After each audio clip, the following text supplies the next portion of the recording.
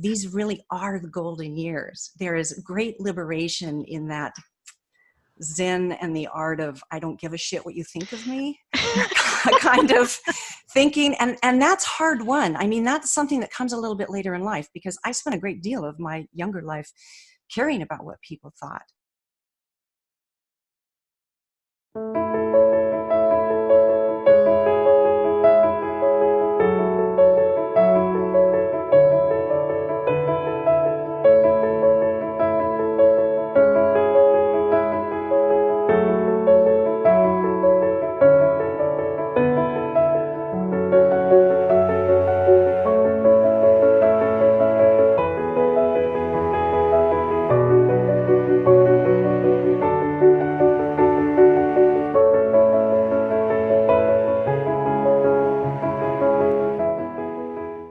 Everyone, welcome to Writers of the World. We have an incredibly high-achieving, creative, and talented panel with us today. Michelle Cox is the author of the Henrietta and Inspector Howard series, a mystery romance series set in 1930s Chicago. It has won over 30 awards and has been positively reviewed by Kirkus, Library Journal, Booklist, Publishers Weekly, Redbook, Elle, USA Today, Pop Sugar, BuzzFeed, and many, many others. Belle Brett's goal is to write fiction about each decade of life. Her experiences as a bar hostess in Tokyo in her 20s inspired her novel, Gina in the Floating World, published by She Writes Press in 2018.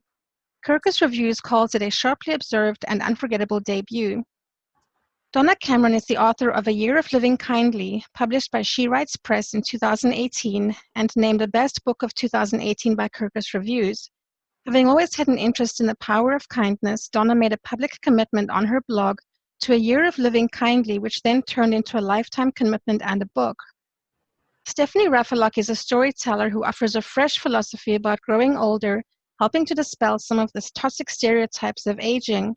She's the podcast host of Coffee Table Wisdom and the author of A Delightful Little Book on Aging, a 2020 spring release from She Writes Press.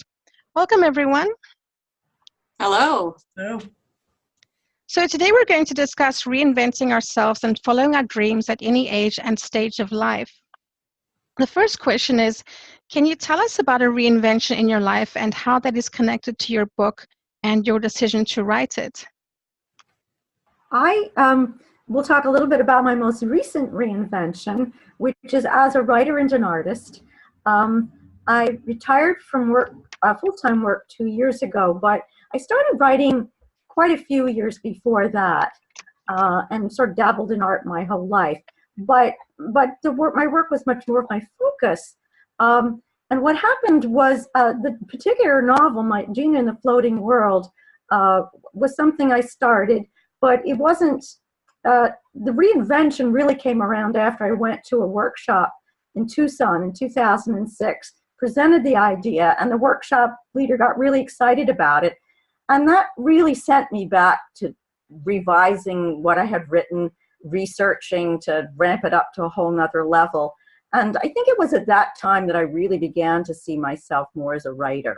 But I have to say, it really was the publication of the book that convinced me that I was in this new life and that I could call myself a writer. I think there's something about publishing that's really very validating. So I like to think of myself now as a writer, and I'll talk a little bit later about the artist part, because it's part of being a kind of a creative person that I'm really valuing now at this stage of my life. So reinvention, I think, means something a little bit different to every individual. And to me, reinvention is about a new vision. It seems like each decade of my life has required a new vision. And so it's about finding that vision and holding it. It's about becoming more of who you are. It's about developing as a human being till the very, very end. Nice. I'd say for me, reinvention is more of an evolutionary process. I spent my career working with not-for-profit organizations and not-for-profit causes, and that really gave me an opportunity to see kindness in action almost on a daily basis. And I saw there how much difference a single kindness can make, how it ripples out. And all of those experiences of my career and the choices I made and the risks I took brought me to where I am today. And then I had an opportunity about 10 years ago to interview cancer survivors for a book about the cancer journey. And that too revealed to me lots of stories about kindness and also about the preciousness and precariousness of life. So that these experiences just led me naturally to want to write and study about kindness. So for me, reinvention is more like a curated evolution. Yeah, for me, my reinvention from being a stay-at-home mom to an author was actually kind of accidental. I had studied English Lit in college, but I never really had the courage to write. And then I got married and had kids, and many years passed until my oldest actually was diagnosed with ADHD as a sophomore in high school. And at the time, I was part of all of these volunteer organizations and committees, and I was doing all this work. And it was sort of a wake-up call for me. I thought, what are you doing? Every weekend you're with these kids, and, you really need to be helping your own kids. Because then I found out the second one had some sort of learning disorder as well, just a mild. But anyway, so I quit everything across the board, which was really hard for me because I'm really a yes person. So it was difficult. But it didn't really take as long as I thought to get these kids on the path that they needed to be on. And then I had all this time on my hands. So I thought, all right, you can either go get a job, you can join all new volunteer organizations, which was really tempting to me. Or I said to myself, you could write the novel that you always wanted to write. So I decided to write the novel. And really, at the time, it wasn't about being published. It was just really, truly a challenge, a personal challenge to see if I could actually do this. And then after it was written, and then the next challenge was, can I actually publish it? And then suddenly I'm, 4 books in, and I realize, okay, this is actually a career. This is actually a business. So my reinvention from being stay-at-home mom to author was not intentional at all. And that segues into the next question, which is, what other influences were there over the idea behind your book? Well, for me, before I quit working, I was working as a social worker in a nursing home. And it was a great job. It was a fantastic job because I got to hear all of these stories. The place I worked at was this nursing home on the northwest side of Chicago. It was called the Bohemian Home for the Aged and Orphans, but there weren't any orphans there, thank God, at the time. But I heard all of these stories, a lot of them immigrants who had lived, in the prime of their life in the 30s and 40s in Chicago. And I often tell writers groups that if you are short of ideas, go sit in a nursing home for a couple of weeks, because you'll have more story ideas than you could possibly ever use. So when I was searching for an idea for the mystery series that I'm writing, I needed just a little kernel of an idea. So I based the novel, A Girl Like You, which is the first book of the series, on this woman that I had met there. And she had all of these amazing jobs, and I put all of those into the book and a lot of her background story. And so that was sort of the genesis of the novel. I had to invent the murder, of course, and the inspector, but everything else is pretty true. So that was where I came up with mine. I tripped over mine by accident. I coined a phrase, manuscript weary. And I had been writing a lot of novels, and I had been turned down by a lot of publishers. And I didn't want to stop writing, but I wanted to do something that felt easy and easeful to me. So for the last few years, I've written for a large site called 60 and Me. And I realized that I had all these essays and blog posts and personal stories about the process of growing older and actually liking growing older. And without meaning to, I had kind of fallen into what's known as the positive aging movement. And so I pulled together all these blog posts and essays, and thus was born a delightful little book on aging. And the sound of my head banging against the wall, trying to write a novel, just dissipated. Great. For me, the influences were that I was blessed to know some extraordinarily kind people. My business partner for 35 years is an incredibly kind person, and even my husband and many other people. And then another influence for me was research. I'm kind of nerdy, and I love, when I get interested in something, I love to research it as deeply as I can. So my interest in kindness led me to see what science there is about kindness right now. And in recent years, there's been a whole lot of research into kindness showing enormous benefits. It's not just something fluffy and nice sounding, but kind people are healthier and they live longer and they're happier and they're more successful in business and they sleep better and they're more creative. There's all this evidence, but the one piece that really, I think, was the impetus behind the book was learning that both unkindness and kindness are contagious. Just like a cold or the flu, they pass from one person to the next. And so if we experience it, if we even witness it, it causes us to behave that way. And I just thought about the choices we make in our daily interactions. We can choose to spread kindness, or we can choose to spread rudeness and incivility.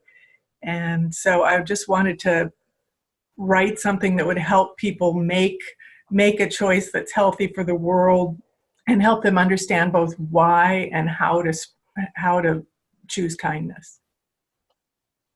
Well, my inspiration for my novel actually occurred several decades ago when I was in my 20s. And I had just left a rather ill-suited career as an elementary school teacher. And I loved traveling. Even at that stage, I'd started traveling right after college. And I decided to go on a long expedition, inspired by a friend of mine who had done something similar. And I spent almost a year traveling, a lot of it in Asia. And I was with a group for the first couple of months, and then I was on my own. And I was supposed to go to Australia.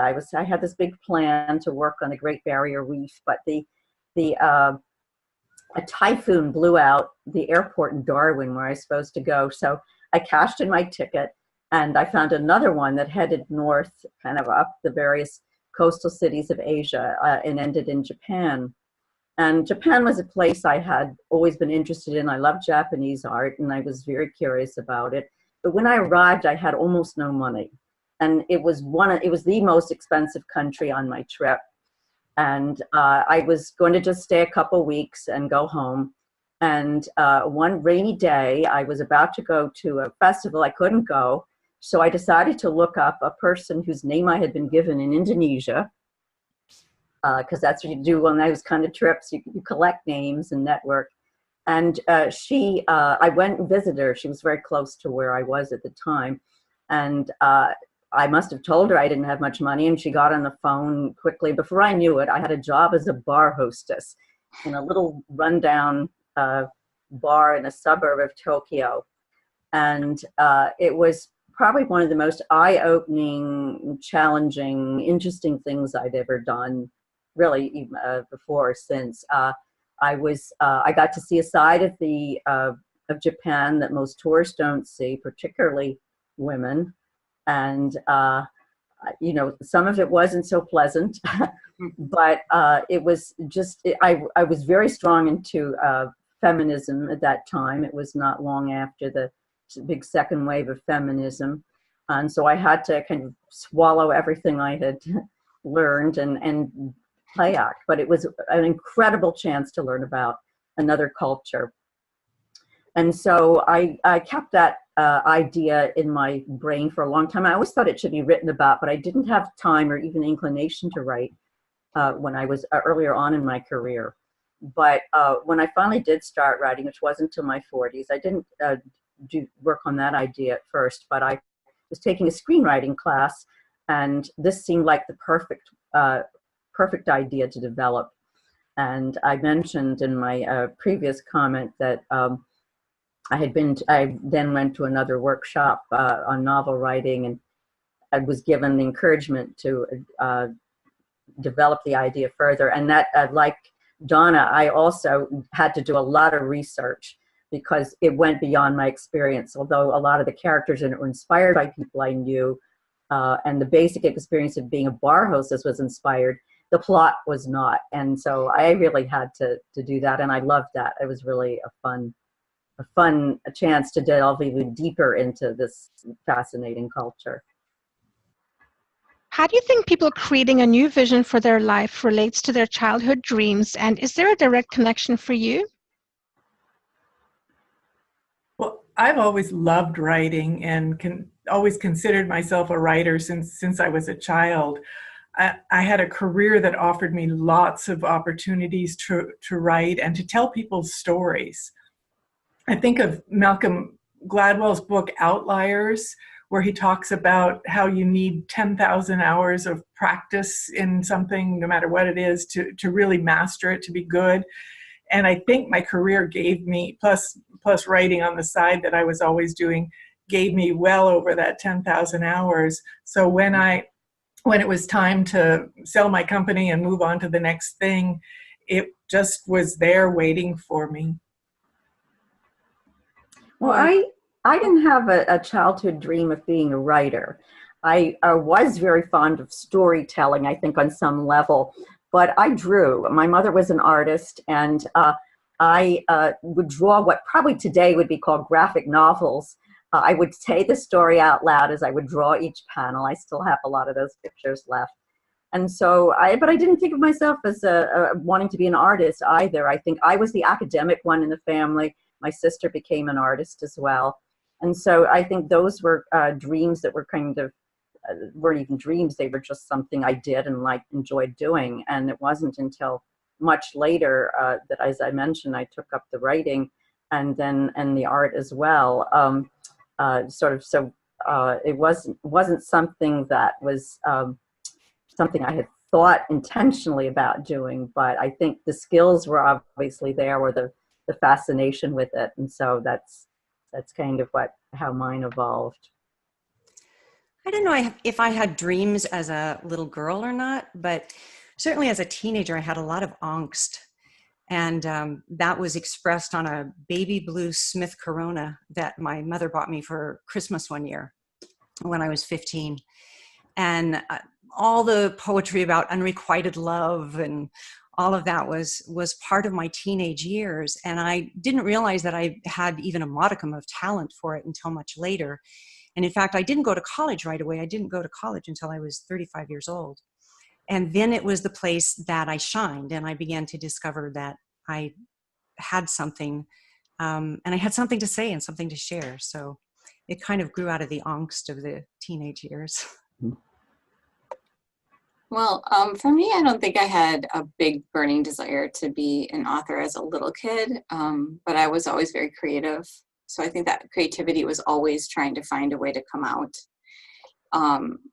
And I had a Christmas story where the best Christmas gift I probably ever got was a set of Louisa May Alcott books. And I read those over and over and over and over. I was a huge reader as a kid. And so after a while, I started to write almost like little fan fiction of Louisa May Alcott before it was a thing. And, but I was never really happy with them because, I don't know, they always fell short. And then I ended up just doing illustrations too, the same as you, Belle. But they also didn't work out because weirdly, I would always have Jo March from, Little Women time travel to the present day. Yeah.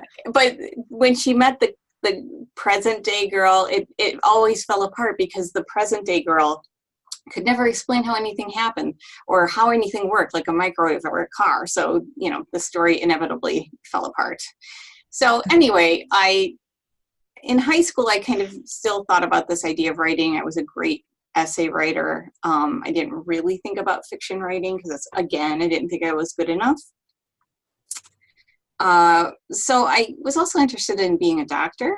So when I got to college, I actually pursued pre-med because I thought it was easier and less scary than being a writer, which might be true.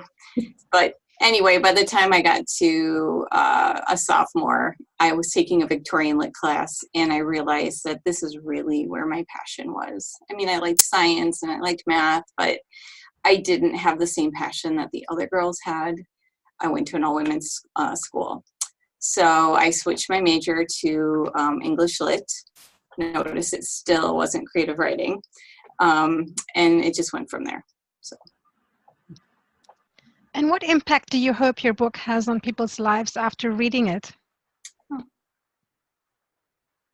Well, nothing makes me happier than to have a reader come up to me or email me and tell me that as a result of reading my book, they've claimed their kindness, that maybe they see more kindness in their life, or it's easier for them to receive kindness or extend it, or they found new ways to respond to unkindness without having to succumb to those behaviors themselves.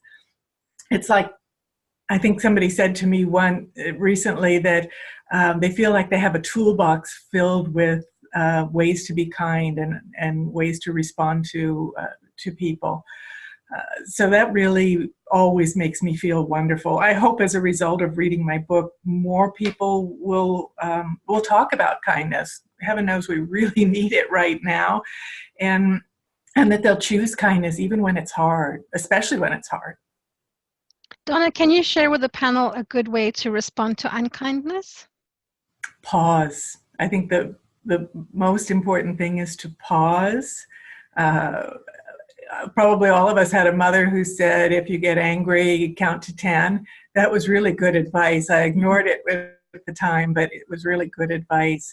If we pause instead of responding with a knee-jerk reaction of, if somebody says something rude, I have to say it right back.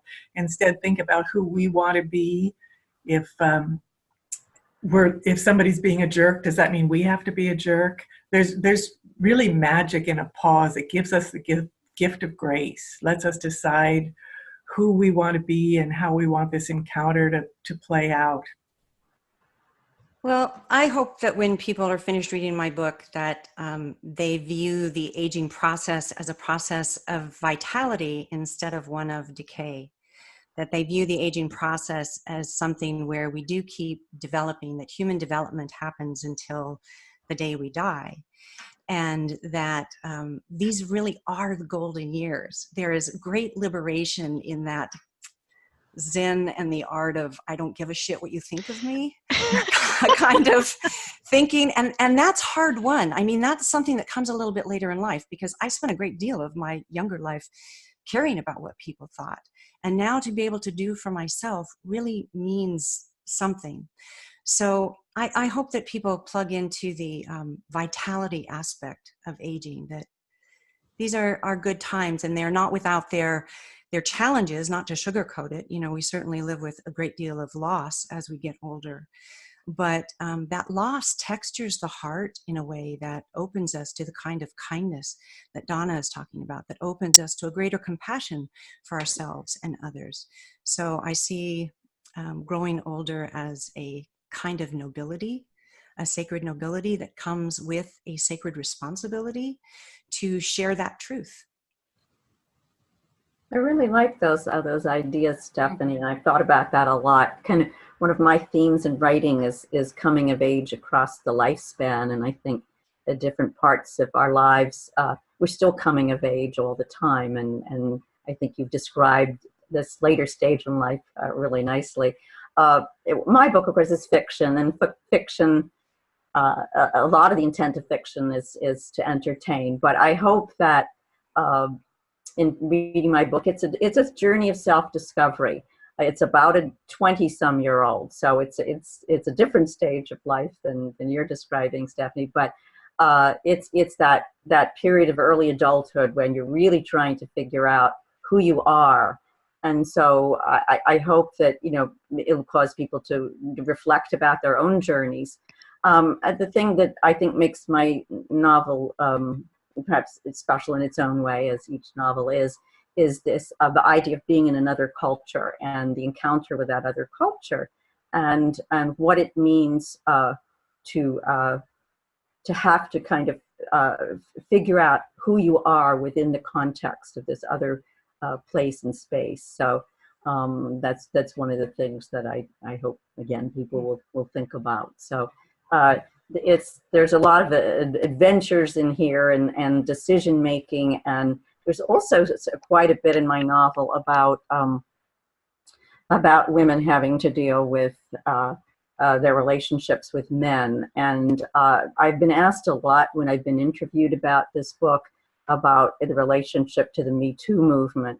And I think there are a number of things in the book that might resonate, particularly for women that have gone through these various experiences, whether they're the kind of the unwanted attention or touching, or being in what is a consensual relationship, but maybe one where the power is unequal, to putting yourself into a situation where you, quote, might be asking for it, but are we really asking for it? So I think there are a lot of issues that can be explored if people want to read it that way, or they can just enjoy it.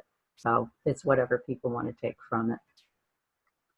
I love what you said, Stephanie, about the nobility of aging. That's such a perfect way to put it. And I really can completely relate based on my experience in the nursing home. I mean, there's just so many fabulous stories, as I said before, and it was great to be in that position because I was a fresh person, and I would spend maybe a week or two with each person when they came in, you know, asking them about all of their stories. And it was great for them because here's a fresh person wanting to hear it all. Maybe their family was, you know, sick of hearing the same old stories. And I think it really benefited not just them, but me. So obviously I came away a different person than before when I had first walked in. And in terms of, you know, what I hope people take away from my book, really just escapism, pure and simple. I mean, they're great books to dive into and just get lost in that world. And I've had a lot of readers write to me and say that they really felt transported. So maybe the time travel story finally worked out. Yeah, they really felt transported, or felt like it was a movie and it wasn't just a pleasant escape. So I hope that I can provide that for people.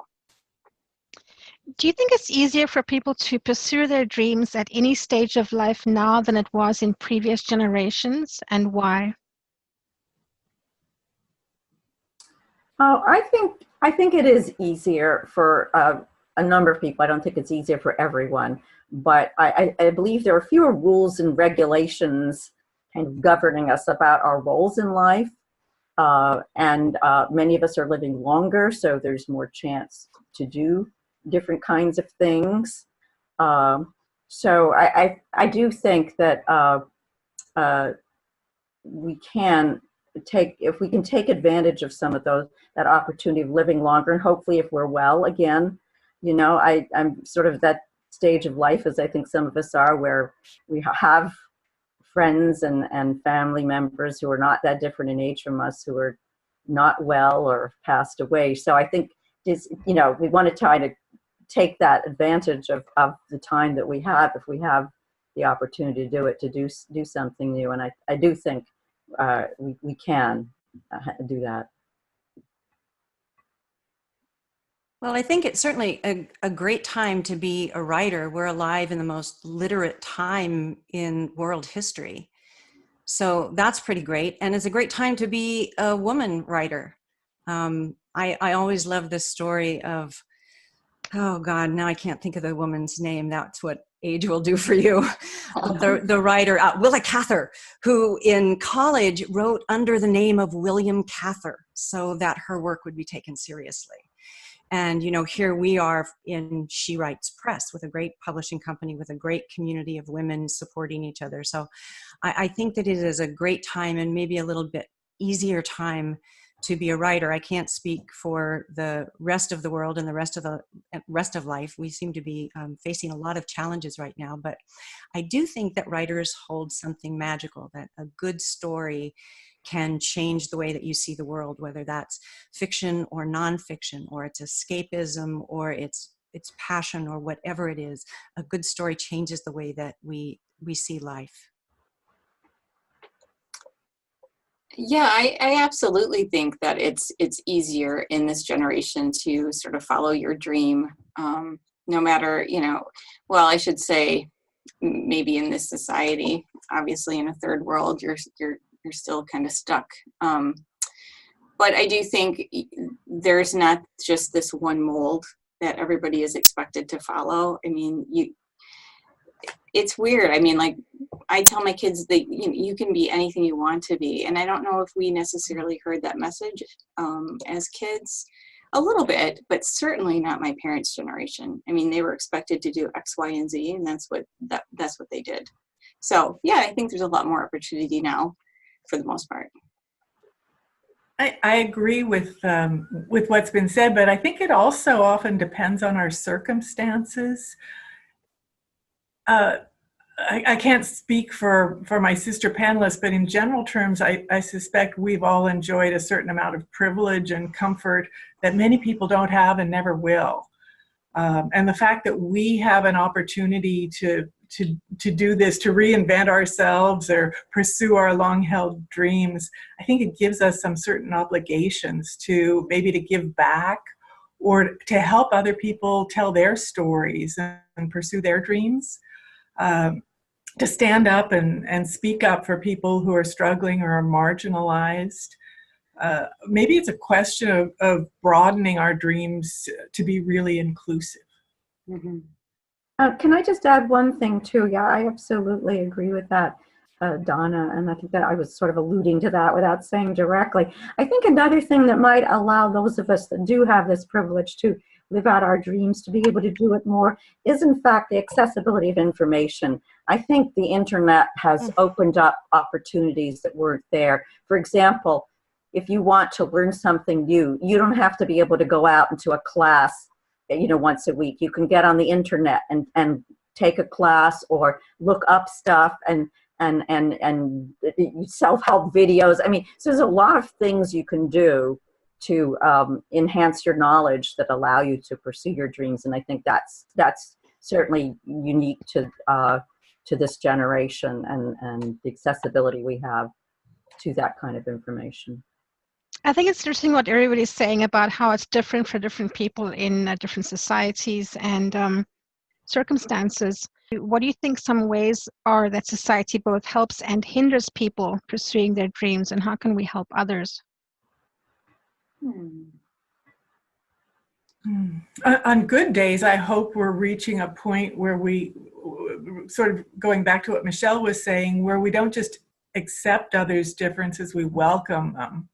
And I think more of schools are sending messages to young people that they don't have to fit themselves into a mold regarding their career or their passions or their future partners or anything else. So that's really encouraging.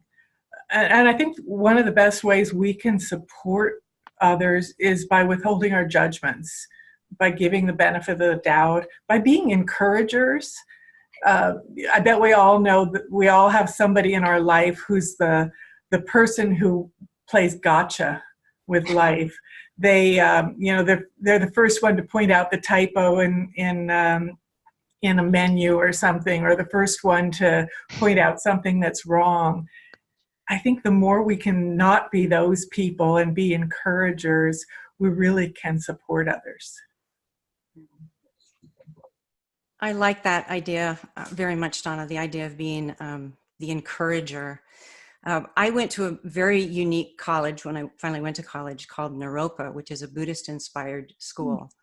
And part of our curriculum was community service. We had to do 2 semesters of community service.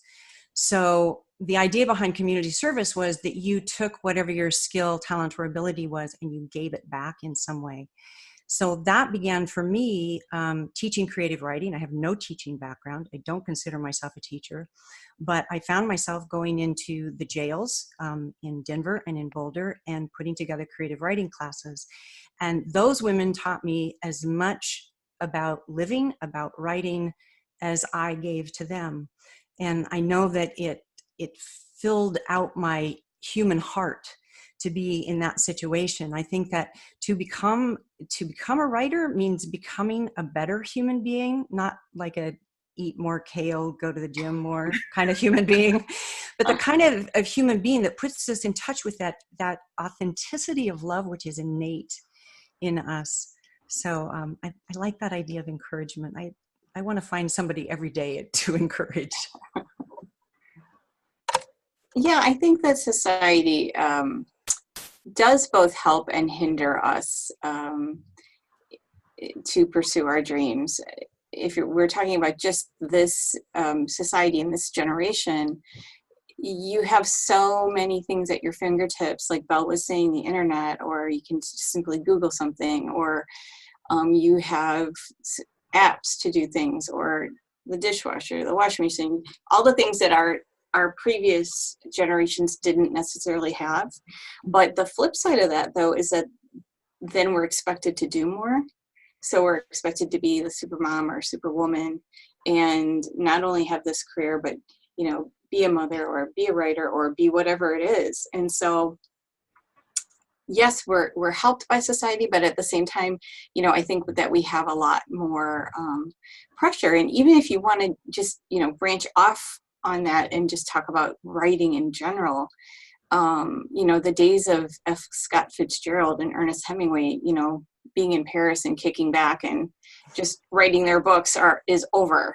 So that is no longer the definition of being a writer. So in some ways, as you were saying, Stephanie, we're in this time period where it's the best time ever to be a writer, because you have so many ways to get your work out there. And so that's great and fantastic. But because of that, there's a lot more competition. Mm-hmm. And so you have to stand out somehow. And so it's not just about the writing, it's about the marketing and the promotion and somehow setting yourself apart. And I forget the second part of the question. Was it giving back? Yeah, absolutely. I think that the more you give, the more it comes back to you. And I think I have this saying, I have all these like little sayings taped around the house, but one of them is focus on the positive, because whatever you focus on expands. So, yeah, I think, Michelle, what you're saying about the competition is true. I remember thinking, oh, geez, I should have started writing a lot earlier. It would have been easier to get published. I don't know that that's true or not. But at the same time, as you pointed out, there are just many more avenues to be able to do the things that we want to do. So there isn't just one definition of being a writer or being an artist. There's just a lot more opportunities in ways that we can't even begin to imagine sometime. And it's helped also, of course, by this broader world that we now have access to through the internet or what have you. As we've experienced in our the press that we've all being published with or about to be published with, where we have this incredible community. And I think community is really something that now we have more access to, again, because it doesn't just have to be in person. And the community offers us the opportunities to realize our dreams, because if we're feeling hesitant at all about something, there will be someone there who say, you can do it. Here's ways you can do it. I have a friend who's been having some difficulty after losing her business, and has found herself very depressed and unable to move forward. But she's reached out online, and she's gotten just tremendous amount of support and suggestions, and people who want to, hold her hand if she needs holding hand to help her get through this difficult time. So I do think, I think we do perhaps have more opportunities to be helped by society than hindered, but we also live with our own demons, and sometimes our own limitations keep us back. For example, people say, "Oh, I can't do that at my age." I still hear people say that, and you have to try and get. So again, the exposure to other models may help people, but we do still have to live with those own voices in our head. And do you think travel and connections with other cultures influence our sense of self, our worldviews, and the reinvention process? If so, can you describe a specific experience that had a particularly strong impact on you? Well, I'll handle that one since I'm the one that brought up the subject because of my novel. I really do believe that if you have the opportunity to travel, and not everybody does, although it can still be done more cheaply than I think some people imagine if you're willing to take some chances. But I know for me, starting out traveling quite early on in my adult life, I didn't do very much as a child, although my family was from England, so I had an opportunity to go back there a couple times. But when I started going, particularly to countries where I didn't speak the language, and maybe the culture was a little different, and I had to figure out how to fend for myself and how to communicate with people without the oral language. It was a real confidence builder for me. I was an awkward teenager too. I know somebody mentioned that in our conversation. I was shy, I was awkward, I wasn't particularly social. And I think it was one way that it gave me, again, a different sense of myself, as my protagonist in my novel finds out too, by having to navigate in a different culture. And these don't have to be cultures that are necessarily in other countries either. I think travel, even within this country, even sometimes in just another part of the city where you're exposed to people that might have different lifestyles or different immigrant experiences, for example, is also just really broadening, as well as I think it does make you kinder, because I think you see the way that different people view the world, and you have to reshape your own worldview to take that in. And I think more people would benefit if they got out a little bit more and had a more generous view of who we are. We share a common humanity, even though we might have different customs and different ways of speaking and in different backgrounds. So I think we recognize that when you travel, that we do have this grand thing in common. I haven't traveled much, but I was in Belgium a couple of years ago, and I do have a story about the beauty of travel. I got lost one day wandering around in the city, and I went into a hotel, and they understood that I needed a cab, and they got me a cab, and I sat in the front seat with the driver. And all the way back to the hotel, this guy who barely spoke English, and I knew a little bit of French, we talked about the city, and we were animated, and it was very exciting that he was trying so hard, that I was trying so hard. There was something very tender about that, and I recommend getting lost. Well, I've had a lot of opportunities to travel in this country and abroad, and they've always been enriching. I think it's always a reminder that no matter who we are, we share certain basic values like friendship and family and safety and fun. Travel's also a time when I've seen tremendous kindness, helping strangers, people in countries where they don't have much, willing to share with complete strangers. And I've also seen some unkindness, and usually traced it to fear. People who are afraid of being outside their comfort zone, or afraid of embarrassing themselves, or just the fear of the unknown. You asked about a particular experience, and rather than describe a particular travel experience, a cultural connection. You mentioned, Melissa, at first in my intro that I started this exploration of kindness as a blog. And initially I just invited a few friends to follow it, thinking that would hold my feet to the fire and make sure that I really did follow through for a year. But then very quickly, a number of people started following the blog, people from all over the world, Europe and Asia and Australia and Africa, South America. I think just about every continent is covered.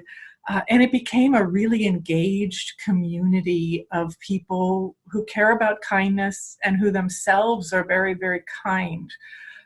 For me, the interactions really helped me solidify my thoughts about kindness, examine and explore the concepts, and it helped me become a better writer. So I'm really grateful to that very international community, most of whom I've never met and probably never will, but I consider them friends.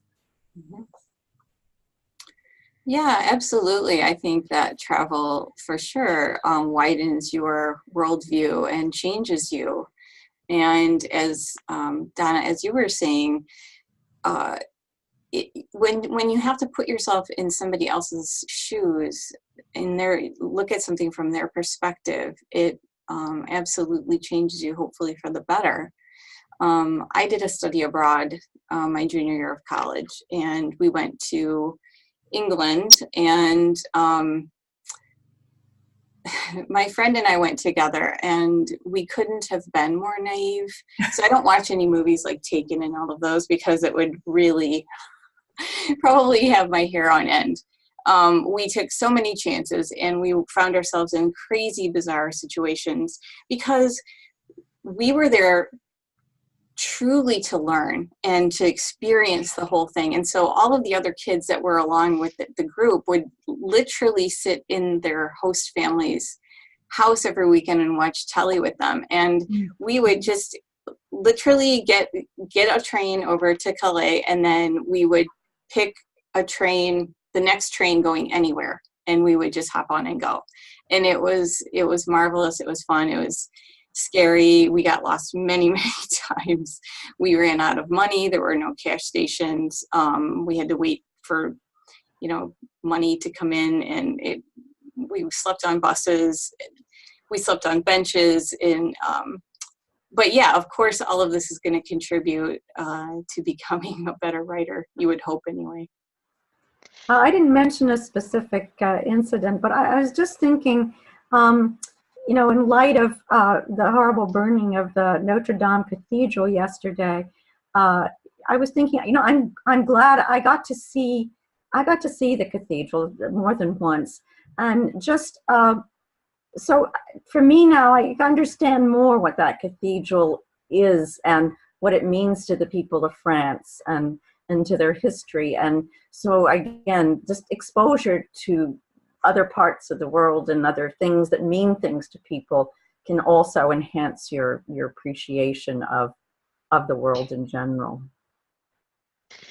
And what do you most love about hearing a story, and what do you most love about telling a story? What does storytelling bring to the world? Stories are how we connect with one another. They're how we learn and how we see the world through one another's eyes. Many years ago, I took a class. It was a 4-day intensive workshop on storytelling from, from Rachel Raman, who some of you may know. She's the author of Kitchen Table Wisdom and My Grandfather's Blessings, and she's the best storyteller I've ever met. Her books are a masterclass in storytelling. But one of the things we focused on was that you can't be a great storyteller unless you're also a great story listener.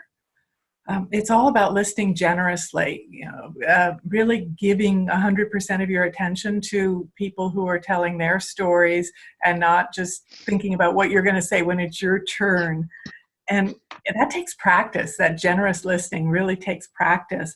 But one of the things that I've discovered is that once you've mastered it, Not that I've mastered it yet, but once you've gotten better at it, you become a better storyteller yourself.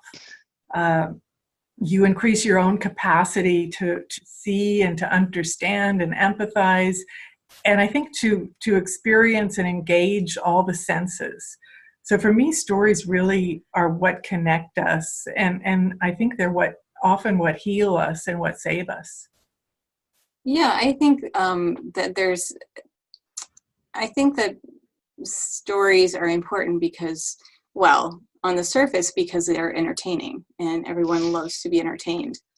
But on a deeper level, I think that they are, a window into the divine, because you are creating something from nothing. And in order to do that, you really do have to connect with something bigger than yourself. And I think that that's the mesmerizing part of not only wanting to hear a story, but wanting to tell a story. I love stories because they really allow me to get into other people's heads and to really have a sense of how other people experience the world. And again, like travel, for me, it's just very broadening as well as entertaining. It's sometimes just escapism, but usually any story offers you a viewpoint that's unique. And to tell a story, I like telling the story for the same reason. It's just to give people another window through which to view the world. And I liked, Donna, your idea of it's a way of connecting us, so that by having these various views of the world and we just begin to just feel more connected, and we have a sense of being a part of something bigger.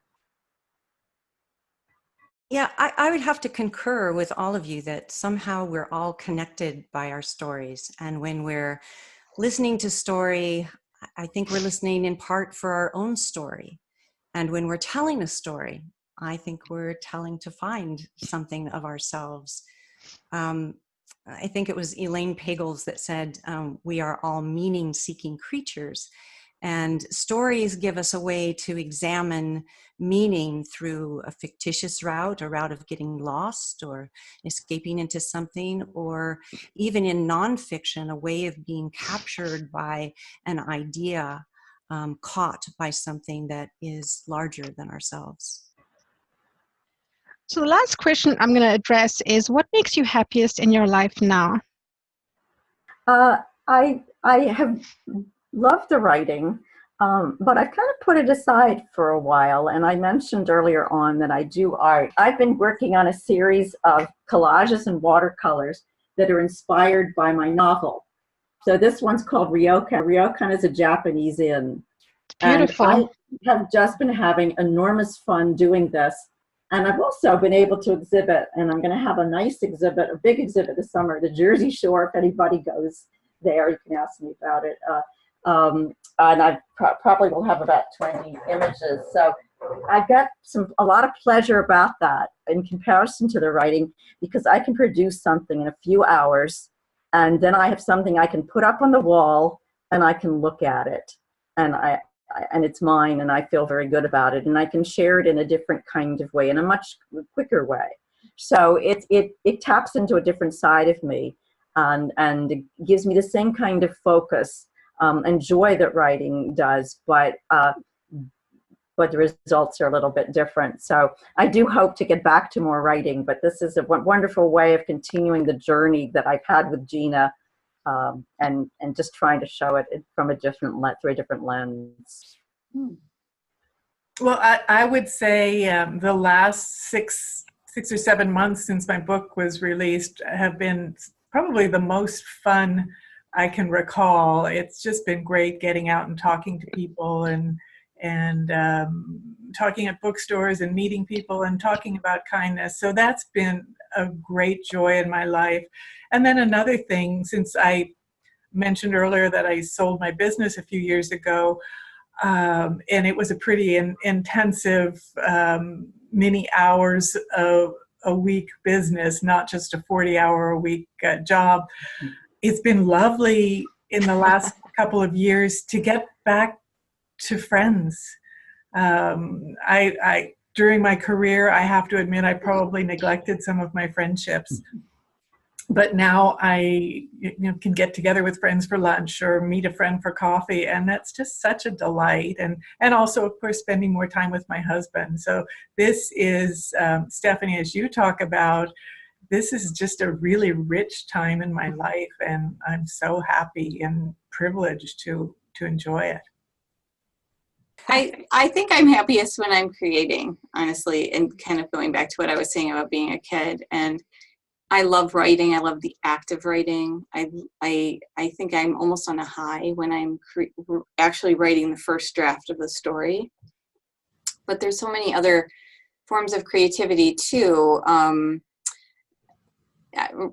Even a garden to me is brings me joy, because again, you're bringing something forth and you're creating this palette that you're trying to have balance and structure and color, and also I have to say being a mom, because that's the ultimate creative journey. And like a book or a garden or anything, it takes an incredibly long period of time, and you have these little joys along the way, but of course little sorrows, and you're just hoping that at the end it's all going to make sense somehow.